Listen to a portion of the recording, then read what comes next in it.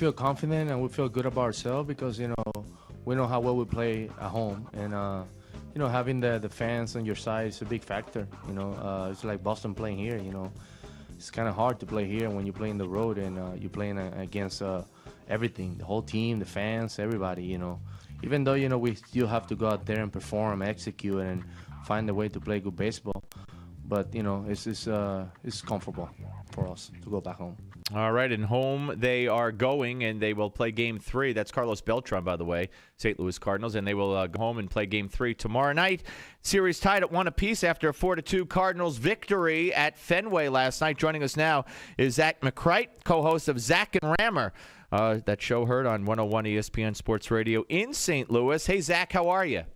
Good. How are you doing? Good. Thanks for joining us. I do appreciate it. Okay, so obviously a big win last night. It's a lot better going home, tied at 1 apiece, taking away the home field advantage, so to speak. And, when they were down 2-1 after Big Papi's home run, I don't know, were you ever concerned, or did you feel that there was still a long way to go? I think a lot of people in St. Louis thought game over at that point. And I think a big reason stems not just from last night and how the Red Sox pitching was doing, but it's kind of been like this. It's really, I don't want to call it a miracle because it's not a miracle, but it's really been surprising to see the Cardinals' success getting to this point because their offense has been so down the entire postseason. They had scored 11 runs in the NLCS leading into Game 6. So in 5 games, they had scored 11 runs. Now, they had a 3-2 lead in the series, but they were winning 1-0 and 2-1. Right. Now, they did score 9 runs in the 6th game, but that's been the exception that kind of proves the rule. And then in Game 1, you see them lose. They get shut out. Or actually, they scored a run late to make it 8-1. They lose that first game. And the second game, they have that 1-run lead, and you're thinking, man, we're going to have to lean on this rookie to try to finish this out because that's probably going to be the only run St. Louis gets. It's kind of been that series. So for them to find a way to come back from a deficit and put some runs on the board, especially on the road in Fenway, in a foreign place to most of them, was a real big shot in the arm, and I think a big surprise to Cardinals fans. And of course, they were helped by a couple of Red Sox errors on a scoring play. That's not good for the World Series. Not good anytime, but you don't want to do that in a World Series. Yeah, this has not been a defensive masterpiece by either team, no. Really. I think in the first 2 games, and you have to check my math because I'm on the road, but I think there's been 9 errors by the 2 teams combined. I mean, that's crazy. I know the Cardinals had 3 in Game 1. The Red Sox had at least, I'm pretty sure, at least 2. I know maybe a third in Game 2.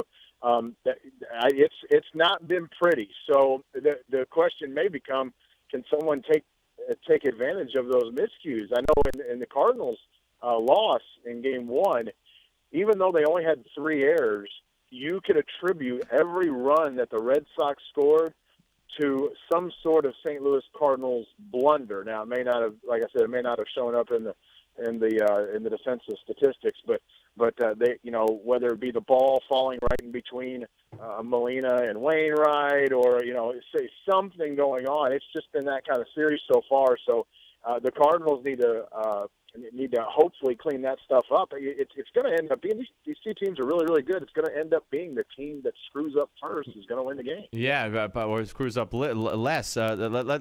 Zach, I want you to hear. We got a soundbite from Michael Wacha, who amazingly had his 18 2/3 innings scoreless streak snapped with Big Papi's home run in the 6th last night. Here's what he had to say after the game.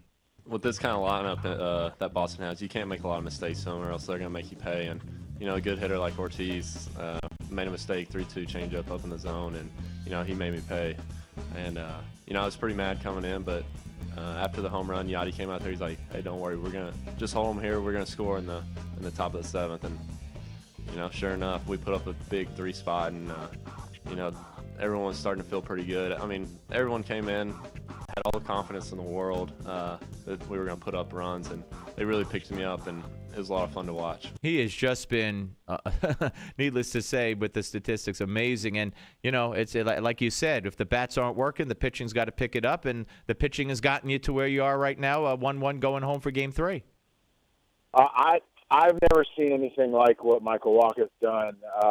This was the only the second time in World Series history, really, and extends from Walker, really. This is the second time, in World Series history in which a player 23 or younger has gotten the win and gotten the save, and that's what the Cardinals did. They went rookie. There's 3 pitchers. Michael Wacha gave up 2 runs in 6 innings of work last night, and that was his worst outing of the postseason. I mean, that's insane. He has just got. I mean, look, he may blow up in Game 6. I'm almost expecting him to. With every great outing he has at this young an age, I feel like he's due for the blow up at any time. But that being said, he has got the mentality of a 33-year-old instead of a 23-year-old or 22-year-old. He is just he doesn't get flustered. There are so many times during the course of a game where he could blow up. He gave up a lot of walks last night. He's given up a hit here or there, and you've got the tying run or winning run on base in the World Series, and the guy doesn't blink. And he's just a year ago now he was in the minor leagues. It is incredible. Yeah, crazy. He's been fantastic, and so has the entire young pitching staff. Absolutely. We're talking to Zach McCrite. He is a co-host in St. Louis on 101 ESPN Sports Radio of Zach and Rammer. One more for you before we get to the preview of tomorrow's matchup.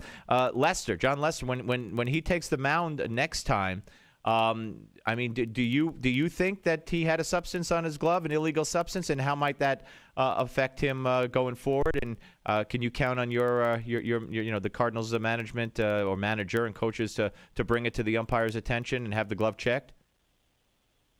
Oh man, this has been an interesting story. Look.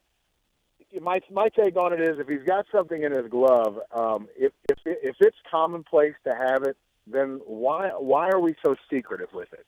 So if he is being so secretive, then I mean, yeah, do something different. I don't know. I mean, that's where it just kind of confuses me, the entire thing. Everybody, I keep on hearing from all the scribes and what I like to call the baseball intelligentsia. They'll tell me, well, this stuff happens all the time. Don't worry about it. And the Cardinals acted like that. The Cardinals just said, hey, no big deal. We're not worried about it. And I'm like, okay, so everybody does this. Well, if everybody does this, then why be so secretive about it? I guess that's what I don't understand.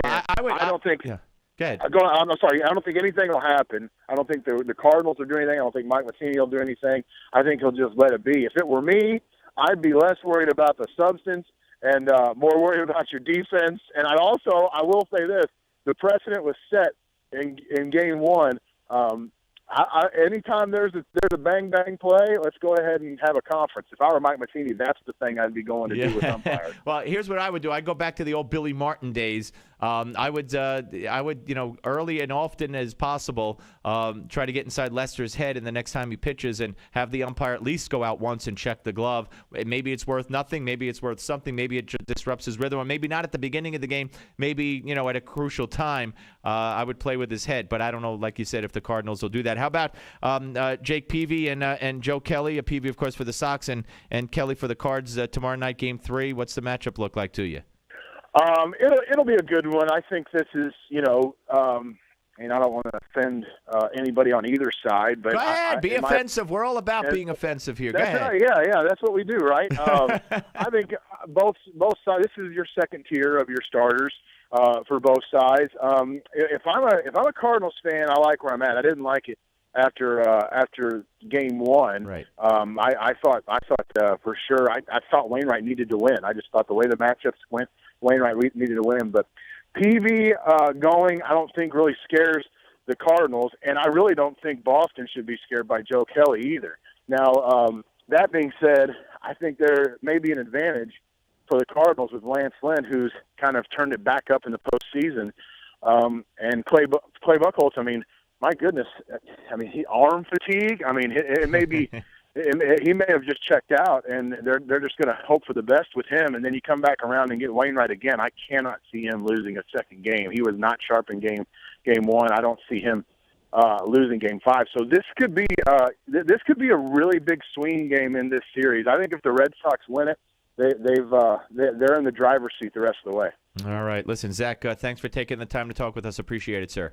You got it, man. Bye-bye. Zach McCrite, co-host of Zach and Rammer on 101 ESPN Sports Radio in St. Louis. All right, folks. Game 3 should be interesting, but like you said, they are, second-tier pitchers, so to speak. But pivotal game, nonetheless. Game 3, someone will be up 2-1 in St. Louis when it's all over tomorrow night. All right, when we come back, we're going to talk to Alfonso Aguilar. He is executive director of the Latino Partnership for Conservative Principles in Washington, D.C. Used to work for George W. Bush and his administration. To adopt immigration reform or not? That is the question. And we'll talk about it right here on the Steve Malzberg Show, Newsmax TV, and radio.